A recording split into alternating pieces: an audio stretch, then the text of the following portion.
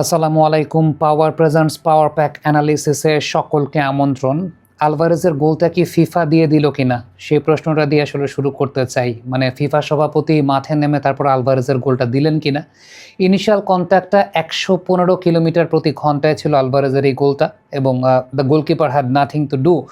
One of the finest goals of the tournament. যারা ইংরেজি বুঝতে সমস্যা, বাংলা করে দেই, সেটা হচ্ছে টুর্নামেন্টের অন্যতম সেরা গোল। বলি না যে টুর্নামেন্টের সেরা গোল। তবে you got a feel for Switzerland. Very well organised, very well coached team এবং আমার কাছে মনে হয় যে এই ম্যাচে ফুল ইন্টেন্সিটিটা আসলে সুইজারল্যান্ড অনেক বেশি মাত্রায় ক্যারি করেছে। আপনি যদি দেখেন যে উইদাউট দ্য বল তারা man to man high pressing করেছে, ম্যান টু ম্যান খুব ভালো হাই প্রেসিং করেছে। ইভেন তারা আজকে ট্যালিয়াফিগোকেও মার্কিং করেছিল। এই বিষয়টা সবচেয়ে ইমপ্রেসিভ ছিল তাদের কোচের এই স্ট্র্যাটেজির জায়গাটা, যে যেভাবে আসলে হাই প্রেসিং করা যায়, আর্জেন্টিনাকে পুরোপুরি ডিস্টার্ব করা যায়, খুব ভালো মতো তারা করেছে যখন আর্জেন্টিনার পায়ে বল ছিল। খুব ইন্টারেস্টিং একটা ব্যাপার আমি বলবো যে ট্যালিয়াফিগোকে আলাদা করে মার্কিং করার জায়গাটা, যে বিষয়টা আসলে দেখতে পাচ্ছিলাম সেটা হচ্ছে এনজো ফার্নান্দেসকে ডোয়ে মার্কিং করছেন, জাকারিয়া ট্যালিয়াফিগোর দিকে মার্কিং করছেন। সব কিছু মিলিয়ে এই জায়গাটাতে আর্জেন্টিনার পায়ে যখন বল ছিল তাদেরকে ভালনারেবল করার চেষ্টা করেছে সুইজারল্যান্ড।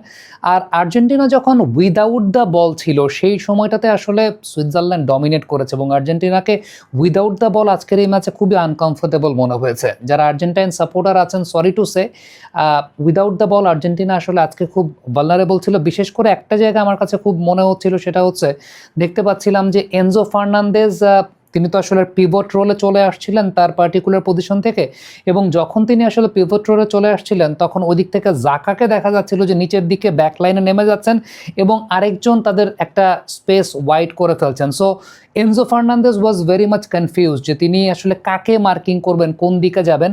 এবং স্কালোনি প্রেস কনফারেন্সে একটা কথা প্রায়ই বলেন যে তিনি আসলে ডিপ বিল্ডিংয়ের সময় ওইরকম রিস্ক নিতে চান না, যেটা আমরা দেখছিলাম যে এমি মার্টিনেজ লং বল খেলছেন অনেক বেশি মাত্রায়, এবং এমি মার্টিনেজ লং বল খেলছেন ভালো কথা, বাট সেকেন্ড বল রিসিভ করার মতো ওইরকম প্লেয়ার আসলে ইনিশিয়াল স্টেজে দেখা যায় নাই। সো ইনিশিয়াল স্টেজটা পুরোপুরি দেখা যাচ্ছিল যে সুইজারল্যান্ড কিন্তু খুব ভালো মতো ডমিনেট করছে এবং তাদের যে গোলটা ভেরি ওয়েল ডিজার্ভিং গোল। আমরা তাদের লেফট উইং এবং লেফট ব্যাক দুইজনকেই দেখছিলাম যে উপরের দিকে উঠে এসেছিলেন এবং লেফট ব্যাক পজিশনের প্লেয়ার তিনি ইনভার্টেড একটা রান দিয়েছিলেন এবং লেফট উইং পজিশনের প্লেয়ার তিনি অনেকটা বেশি মাত্রায় ওয়াইড স্পেস ক্রিয়েট করেছিলেন।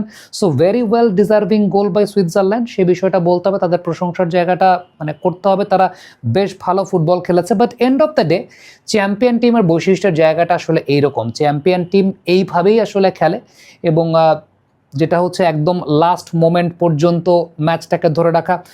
আলভারেজ এই ম্যাচটাতে আপনি যদি চিন্তা করে দেখেন যে পুরো মাঠটা কিন্তু ডিফেন্সিভ কন্ট্রিবিউশনটা বেশ ভালো ছিল, পুরো মাঠ দৌড়েছেন, টায়ার্ড হয়েছেন, তারপরও লাস্ট মোমেন্টে গোলটা যে তিনি দিতে পেরেছেন সেটা একটা খুব গুরুত্বপূর্ণ বিষয়। এবং এই গোলটার ইনিশিয়েটর কিন্তু ইনিশিয়ালি লিওনেল মেসি। আপনি যদি দেখেন যে ডান প্রান্ত থেকে মেসি কিন্তু একটা অ্যাটাক জেনারেট করেছিলেন এবং কিক নিয়েছিলেন, গোলকিপার সেটাকে সেভ করে দিয়েছিলেন। আফটার দ্যাট ওই জায়গাটা থেকেই পরবর্তী সময় আলভারেজ কিন্তু গোল দিয়েছেন। আমাদের লাস্ট একটা ভিডিও ছিল অনফিল্ডের পর্দায় গত রাতে, সুইজারল্যান্ড কেমন খেলে। আমরা সুইজারল্যান্ডের লাস্ট ব্যাকলাইন নিয়ে কথা বলতে গিয়ে একটা কথা বলেছিলাম যে এই ম্যাচে আলভারেজ এবং লাউতারো মার্টিনেজ তাদের গোল পাওয়ার সম্ভাবনা, ফরচুনেটলি দুজনে গোল পেয়েছেন। লাউতারো মার্টিনেজ লাস্টে গোল পেয়েছেন, মানে এতটা অ্যাকুরেটলিভাবে আসলে বলি নাই বা বলতে চাই নাই। যারা সেই ভিডিওটা দেখেন নাই দেখে আসতে পারেন, সুইজারল্যান্ডের কেমন টিম সেই ব্যাপারটা নিয়ে তখন বলেছিলাম যে তাদের লাস্ট ব্যাকলাইনটা ভালনারেবল থাকার কারণে একজনের গোল পাওয়ার সম্ভাবনা আছে, বাট দুজনই গোল পেয়েছেন এবং লাস্টের দিকে আসলে তখন সুইজারল্যান্ড তো অল আউট অ্যাটাকে চলে গিয়েছিল, দ্যাট ওয়াজ আ কেস, যে কারণে ব্যাপারটা ঘটেছে। আর এমবলোর লাল কার্ড পাওয়া মানে ডাবল ইয়েলো কার্ড পাওয়া নিয়ে অনেকের সংশয়ের জায়গা থাকতে পারে, বাট এটা অ্যাকর্ডিং টু ফিফা ল হয়েছে। এটা নিয়ে আলাদা আরেকটা ভিডিও আসলে করব, যে এখানে একটা ব্যাপার আছে, সেটা হচ্ছে যদি রেফারি প্যারাদেসকে কার্ড না দিলে এই জায়গাটা আসলে বার ইন্টারফেয়ারেন্সটা হতো না, এবং বার ইন্টারফেয়ারেন্স না হলে এই অভিনয়টাও ধরা পড়তো না এবং তিনি আসলে ডাবল ইয়েলো কার্ডটাও পেতেন না। ডেফিনেটলি তিনি অভিনয় করেছেন এবং তার জন্য ফিল্ডিং পিটি যে এখন এই বারের এই সময়টাতে তিনি অভিনয়টা কেন করতে গেলেন, এটা আসলে নিজের বিপদটা তারা নিজেরাই ডেকে এনেছেন সত্যি কথা বলতে। তবে এখানে অ্যাকর্ডিং টু ফিফা ল ওই জায়গাটাতে আসলে VAR ইন্টারফেয়ার করেছে অ্যাজ বিকজ প্যারাডাইসকে একটা ফেক মানে একটা ভুয়া ইয়েলো কার্ড দেখানো হয়েছিল। রেফারি মনে করেছিলেন যে প্যারাডাইস চার্জ করেছে। সো এটা যদি আসলে বিষয়টা মিস্টেকেন আইডেন্টিটি না হতো, এটা ধরাও পড়তো না অভিনয়টা। সো ওই ভদ্রলোক আসলে সেকেন্ড ইয়েলো কার্ডটা খেতেন না। এই নিয়মটা নিয়ে আমি এন্টায়ার একটা আলাদা ভিডিও করব। সো মানে ফ্যাক্টের জায়গা হচ্ছে যে এই ম্যাচটা ভালো ম্যাচ হয়েছে। আর লিওনেল মেসিকে আমরা পজিশনাল ফ্লুইডিটির জায়গাটাও দেখেছি, খুব ভালো মেনটেন করেছেন পজিশনাল ফ্লুইডিটি। একবার বাম দিক থেকে রাইট ফুটে একটা কিক নিয়েছিলেন মেসি, ওইটা তার উইকার ফুট, যে কারণে হয়তো বা শটের ইন্টেন্সিটিটা তো ভালো ছিল না। বাট মেসির ড্রিবলিংয়ের জায়গাটা আমার কাছে মনে হয় যে ওই ড্রিবলিংটা ইট ওয়াজ অ্যামেজিং। সেই আমার কাছে মনে হয় যে একদম মানে পুরনো মেসির কথা অনেকাংশ মনে করে দিচ্ছিলেন যখন তিনি 1 ভার্সেস 1 খুব ভালো ড্রিবলটা অনেক বেশি মাত্রায় জেনারেট করতেন, খুব বেশ একটা ডস দিয়ে। বাট ডান পায়ে যেহেতু কিক নিতে হয়েছিল, সো কিকের জোরটা ওইরকমভাবে ছিল না। ওভারঅল চ্যাম্পিয়ন টিমের নেচারটা আসলে এরকম, এই কারণেই তারা চ্যাম্পিয়ন টিম, যে একদম লাস্ট স্টেজ পর্যন্ত ম্যাচের ইন্টেন্সিটিটাকে ধরে রাখা। বাট সুইজারল্যান্ড ভালো ফুটবল খেলেছে, এবং আর্জেন্টিনার যে বিষয়টা সেটা হচ্ছে যে উইদাউট দ্য বল আর্জেন্টিনার যে আনকমফোর্টেবল ব্যাপারটা, যেটা বারবার স্কালোনি বলেন যে তিনি কখনোই মানে ডিপ বিল্ড আপের সময় রিস্ক নেওয়া পছন্দ করেন না, যেটা আজকে অনেক বেশি মাত্রায় ওই যে বল দিয়েছেন এমি মার্টিনেজ, বল বের করে দিয়েছেন, কিন্তু রিসিভ করার পরে সেকেন্ড ম্যান মানে সেকেন্ড বলটা উইন করার মানুষ ওই জায়গাটায় ছিল না। সো আর্জেন্টিনা অ্যাটাকও আসলে ওইভাবে ইনিশিয়েট করেনি। বাট আফটার দ্যাট আস্তে আস্তে আস্তে আস্তে গ্র্যাজুয়ালি বিল্ড আপ করেছে, সাবস্টিটিউটগুলো হয়েছে।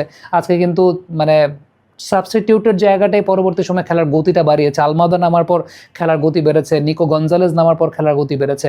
সব কিছু মিলে এইভাবে আসলে চ্যাম্পিয়ন টিম বিল্ড আপ করে। So that is it. যারা হয়তো মানে কনস্পিরেসি থিওরি তৈরি করলে তো অনেক কিছুই করা যায়, মাঠের ফুটবলটা এনজয় করাটাই মনে হয় আমার কাছে সবচেয়ে ইম্পর্টেন্ট ব্যাপার। আলভারেজের গোলটা তো নিশ্চয়ই ফিফা সভাপতি এসে দিয়ে যাননি, আলভারেজ নিজেই গোল দিয়েছে।